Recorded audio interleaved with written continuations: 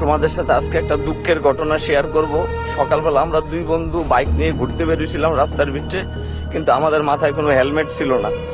আমরা দেখতেছি কয়েকটা স্টুডেন্ট হাতের ভিতরে লাঠি টাঠি নিয়ে আইসে আমাদের বাইকটাকে ধরলো। পরে বলতেছে যে আপনাদের হেলমেট কই? আমরা বললাম যে হেলমেট আনি নাই, আমরা হেলমেট ছাড়া গাড়ি চালাই। পরে বলতেছে একটা কাজ করেন, আমাদের সাথে আসেন। এই কথা বলে আমাদের বাইকটাকে পাশে রাখছে, রেখে এবার আমাদের হাতে দুইটা লাঠি ধরাই দিছে, দুইটা পানির বোতল ধরাই দিছে। ধরাই বলতেছে ভাই আগামী 4 ঘন্টা আপনারা দুইজন আমাদের সাথে ট্রাফিক কন্ট্রোল করবেন। এটাই কি স্বাধীনতা? আমরা কি এই স্বাধীনতা চাইছিলাম গাইজ বলেন?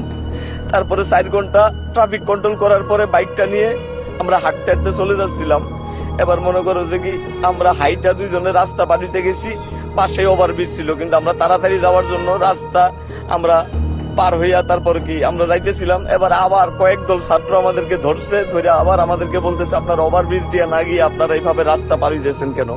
হ্যাঁ, পর আমরা বলতেছি ভাই একটু শর্টকাট মারলাম, কারণ বাসায় একটু দূরে তো, রাস্তাটা যাতে তাড়াতাড়ি হয় এই জন্য। এবার তারা কি করলো, আবার আমাদের হাতে ঝাড়ু ধরাই দিল আর একটা পানির বোতল ধরাই দিয়ে আমাদেরকে বলতেছে আপনারা আগামী 3 ঘন্টার ভিতরে ওভারব্রিজের পুরো যত ময়লা, চিপসের প্যাকেট, চকলেটের প্যাকেট, কাগজ টাগজ যা আছে সবকিছু পরিষ্কার করবেন। আর এই ওভারব্রিজের ভিতরে যাতে এমনি করে তাকাইলে নিজের চেহারা যাতে ভালো করে দেখা যায়। বলেন গাইস, 4 ঘন্টা ধরে আমরা দুই বন্ধু মিলে পুরো ওভারব্রিজটারে পর্যন্ত পরিষ্কার করে ঝকঝকে বানাইলাম। আমরা কি এমন স্বাধীনতা চাইছিলাম বলেন? এরপরে আমরা এই 4 ঘন্টায় মনে করেন যে ওভারব্রিজ পরিষ্কার করার পরে তারপর আমরা দুই বন্ধু হাঁটতে হাঁটতে পানি খাইয়া পানির বোতলটা রাস্তার ভিতরে মেলা মেরা ফালাইছি, গাম মুচ্ছা টিস্যুটা ফালাইছি। একটু পরে দিয়ে দৌড়াই আবার 4-5টা ছাত্র আসছে।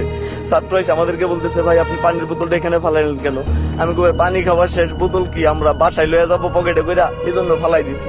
এবার আমাদের হাতে আরেকটা পানির বোতল ধরাই দিয়া দুইটা সালার বস্তা ধরাই দিছে। ধরাই কইতেছে রাস্তার ভিতরে যত বোতল টোতল আছে, ময়লা টলা আছে সব পরিষ্কার করে এই বস্তার ভিতরে ঢুকাই আপনার রাস্তা করে বাসায় চলে যান।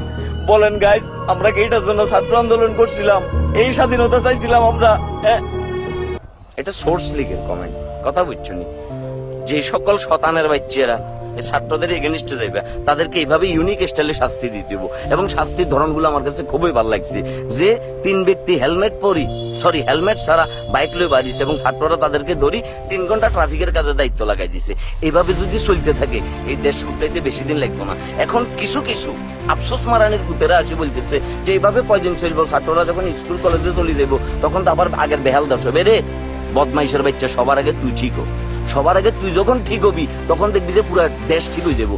তুই পানি খাই, চিপসের প্যাকেট, চিপস খাই, এগুলো রাস্তার ভিতরে ফালাবি না। তুই ওভারব্রিজ দিয়ে যাতায়াত করবি, তুই অবশ্যই হেলমেট পরিধান করি, তারপর কি বাইকে চলাফেরা করবি। নইলে ছাত্ররা ধরি তোমার ফর্সার দেশে তালা মারি দিবে। তখন বুঝবা তুমি কত ধানে কত চাল আর কত চাইলে কত ফিটা।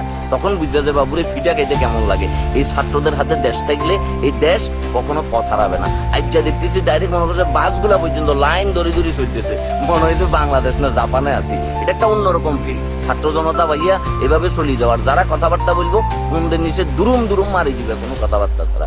ওকে, থ্যাংক ইউ গাইস।